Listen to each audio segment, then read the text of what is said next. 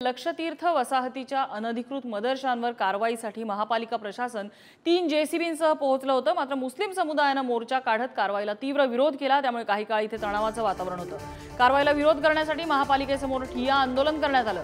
अखेर जिल्हाधिकाऱ्यांनी या संदर्भात बैठक बोलावली आहे। मदरशांचं अनधिकृत बांधकाम आम्हीच तोडू असं आश्वासन मुस्लिम समुदायाने दिलंय। आता त्याची पूर्तता नेमकी कधी होते हे पाहणं महत्त्वाचं असेल। याच घटनेच्या पार्श्वभूमीवर कोल्हापुरात एका बसवरही दगडफेक झाल्याची घटना समोर आली आहे।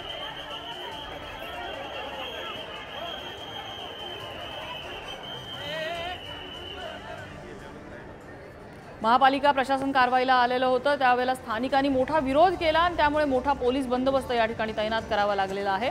या ठिकाणी एक सहलीची बस होती ज्यावर दगडफेक करण्यात आलेली होती।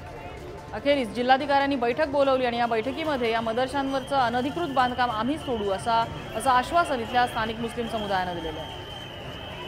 आणि इथल्या घटनास्थळावरून शेखर पाटील आपल्या सोबत आहेत। शेखर, सध्याचं काय वातावरण आहे? तोडगा निघालाय का?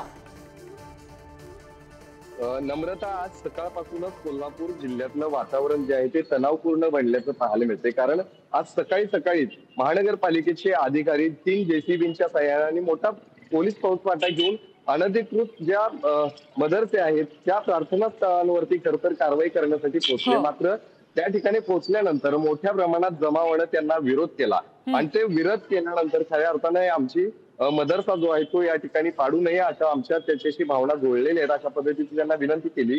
शहरामध्ये अनेक अनधिकृत बांधकाम आहेत, त्यांच्यावर देखील कारवाई करा अशी देखील मागणी त्यांनी यावेळी केली। मात्र त्या ठिकाणी प्रशासनाने कुठल्याही पद्धतीनं जमावाच्या पुढे ही कारवाई केली नाही। अजून ही कारवाई त्या ठिकाणी मोठ्या प्रमाणात अधिकारी त्या ठिकाणी आहेत, मात्र ही कारवाई झालेली नाही। हे सगळं सुरू असताना हे सगळा जमाव जो आहे तो महानगरपालिकेच्या दारात येऊन बसला। हे आंदोलन त्यांच्याकडून केलं गेलं तर आमच्या या मदरशांवरती कारवाई होऊ नये अशीच मागणी घेऊन हे सगळे जमाव जो आहे तो महानगरपालिकेच्या दारात येऊन बसला। तर मोठ्या प्रमाणात जमाव या ठिकाणी जमू लागल्यामुळे पोलिसांनी त्याच वेळी या सगळ्यांची विनवणी करून या सगळ्यांना त्या ठिकाणाहून सांगवलं।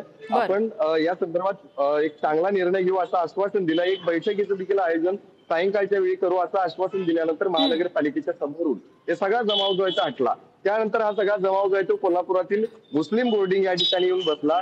तर हे सगळं कोल्हापुरात तणावाचं वातावरण सुरू असतानाच आज सायंकाळच्या वेळेला कोल्हापुरातील दसरा चौक या ठिकाणी आलेल्या एका बसवरती काही जमावानं दगडफेक केल्याची घटना जी आहे ती घडलेली आहे। तर या संदर्भातलं कारण अद्यापही स्पष्ट झालं नसलं तरी एक गंभीर बाब म्हणावी लागेल। सहलीसाठी आलेल्या मुलांच्या बसवरती काही जमावानं दगडफेक केलेली आहे। यामध्ये दसरा चौक मैदानावरती उभ्या असलेल्या जवळपास 2 ते 3 गाड्यांचं मोठं नुकसान देखील झालेलं आहे। शिवाय या एसटी बसचं देखील मोठं नुकसान झालंय, ज्यामध्ये 30 ते 40 विद्यार्थी लहान मुलं जे आहेत ती या बसमध्ये होते। हे सगळं प्रकरण खरतर सुरू असताना जिल्हाधिकारी कार्यालयामध्ये एक बैठक देखील नम्रता सुरू।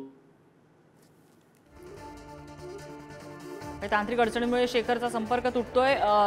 जसं शेखरने आता सांगितलं, जिल्हाधिकारी कार्यालयामध्ये एक बैठक सुद्धा आयोजित करण्यात आलेली होती आणि यामध्ये अनधिकृत बांधकामांवरती कारवाई करण्यासाठी आलेल्या महापालिका पथकाला जे अडवण्यात आलं त्याविषयी चर्चा झाली। मात्र ज्या मदरशांमध्ये अनधिकृत बांधकाम असेल ते आम्ही स्वतःच तोडू असं आश्वासन इथल्या स्थानिक मुस्लिम नागरिकांनी दिलेलं आहे।